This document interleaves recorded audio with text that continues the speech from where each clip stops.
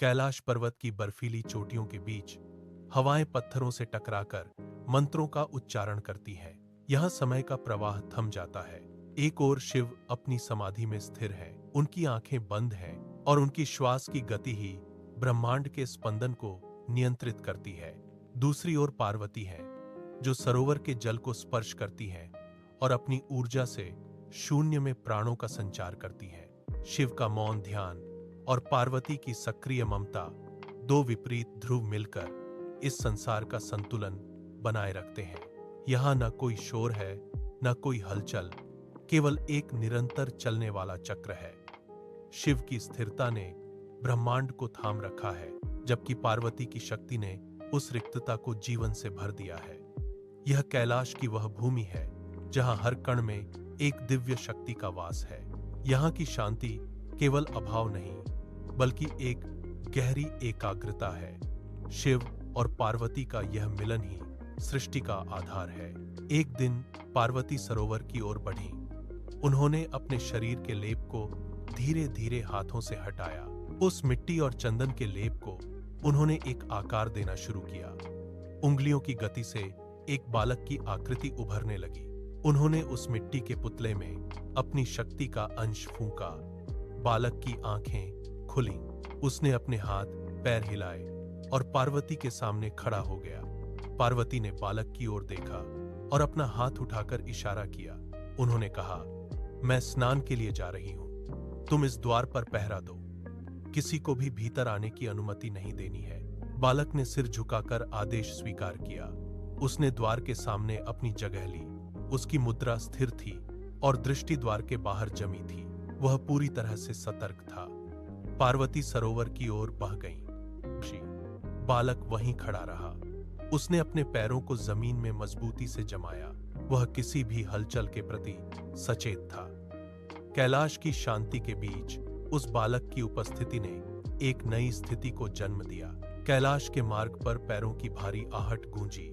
शिव द्वार की ओर बढ़ते चले आए। बालक ने कदम आगे बढ़ाया और अपने दोनों हाथ फैलाकर रास्ता रोक दिया। उसने अपनी जगह से हिलने से इनकार कर दिया। शिव की भौहें तन गईं। उन्होंने बालक को हटने का संकेत दिया, लेकिन बालक टस से मस नहीं हुआ। उसने अपनी दृष्टि शिव की आंखों में गहा दी। शिव का क्रोध बढ़ गया।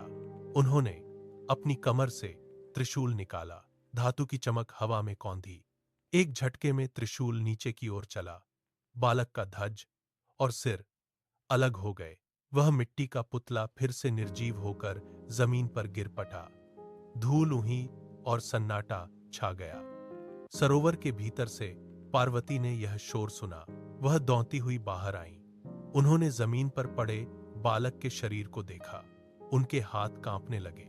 उन्होंने बालक को अपनी गोद में उठाया। पार्वती की चीख गूंज उठी। वह बालक के मृत शरीर को देखकर विलाप करने लगी। शिव ने उस दृश्य को देखा। गणों ने उत्तर दिशा की ओर दौड़ लगाई। वे एक हाथी का सिर लेकर लौटे। शिव ने बालक के धड़ के पास उस सिर को रखा। उन्होंने अपनी दिव्य ऊर्जा का प्रयोग किया। धड़ और सिर के जोड़ आपस में मिल गए। बालक की सांसें फिर से चलने लगीं। उसने अपनी आंखें खोली। वह गजानन के रूप में जीवित हो उठा। कैलाश पर एक नई शक्ति का उदय हुआ। समय का चक्र आगे बढ़ा।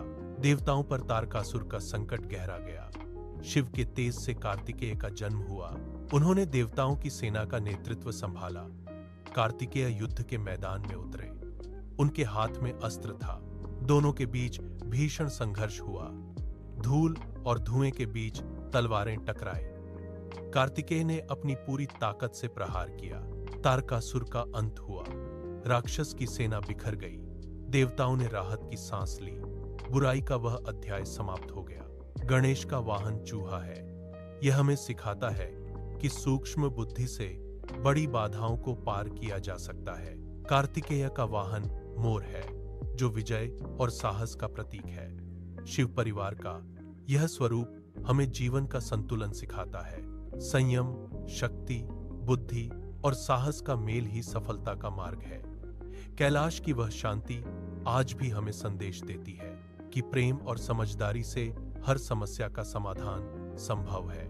महादेव की कृपा से जीवन में स्थिरता आती है। हम अपने भीतर के द्वंद्वों को शांत कर सकते हैं। कैलाश की चोटियों से गूंजती यह ध्वनि हमें निरंतर आगे बढ़ने की प्रेरणा देती है। हर हर महादेव।